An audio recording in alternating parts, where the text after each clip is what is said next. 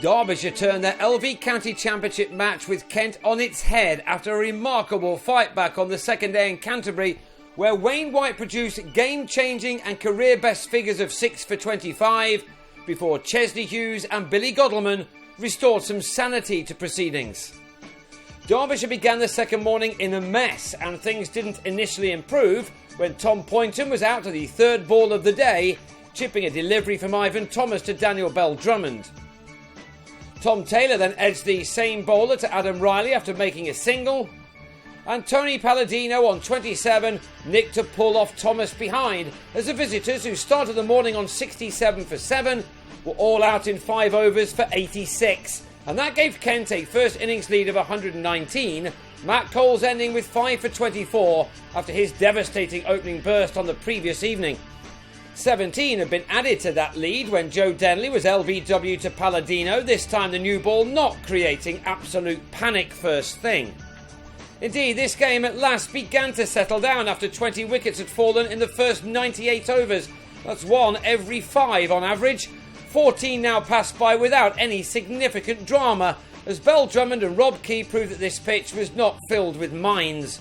They added 46 runs for the second wicket to put their side in complete control.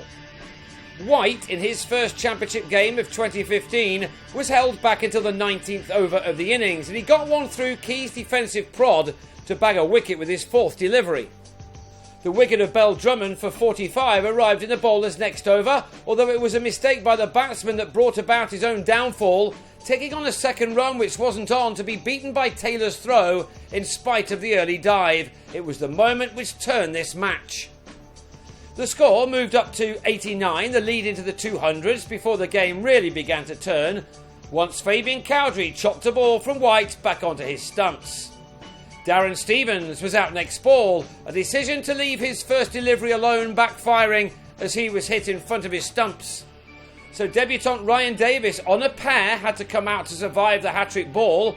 Survive he did, but only just. The youngster, though, did complete his debut pair, White getting him at the start of his next over, the batsman beaten all ends up by the bowler, who now had figures of 4 for 12 from 6 overs. He was backed up by Mark Footit, who was another to be rewarded for bowling straight at the stumps. Callum Haggett, the man to be bowled this time for a single.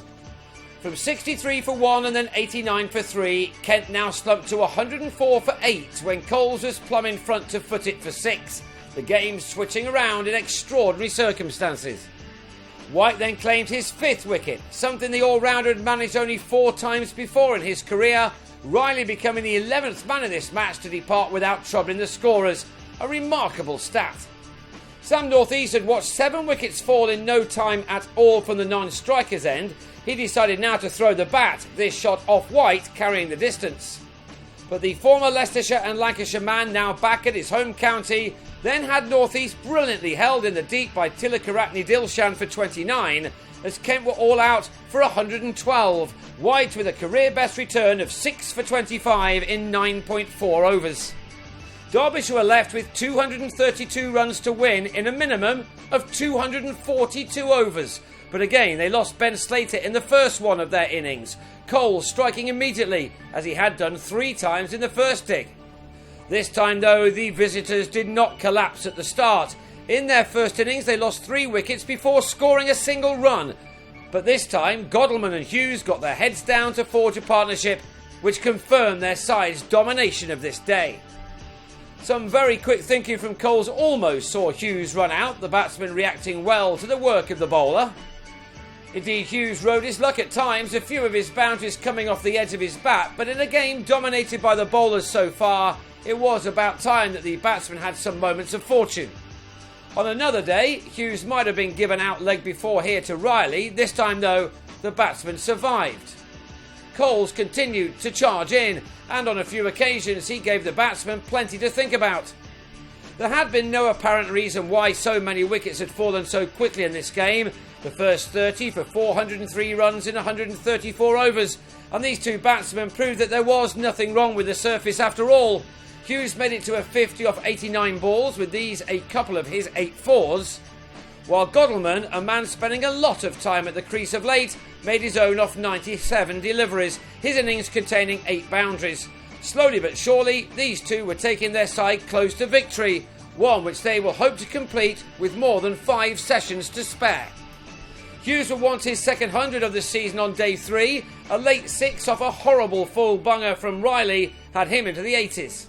Hughes needs 18 more for his ton, while Derbyshire go into day 3 wanting just 63 more runs for a famous victory. A remarkable one given their first innings exploits here.